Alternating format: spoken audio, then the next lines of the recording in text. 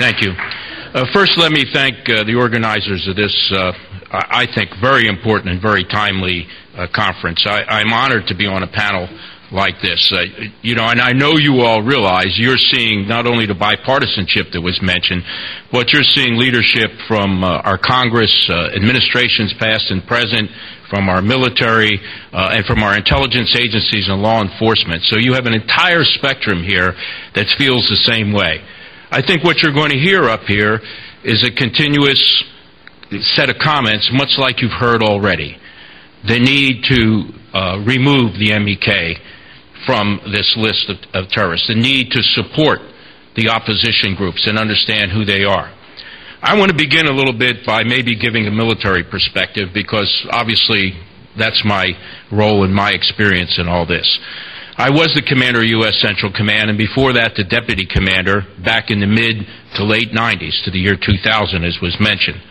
We were following what was then called the dual containment policy, the dual containment of Iraq and Iran.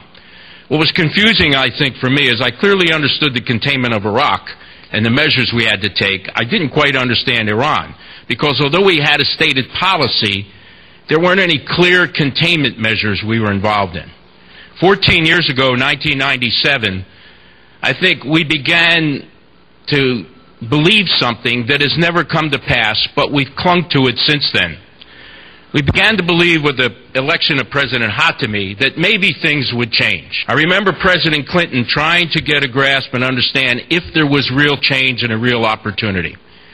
A number of us met here in this town from State Department, from Department of Defense and other agencies, looking to see what our judgments were on this, and looking to see what we could do to see if there would be a reciprocation.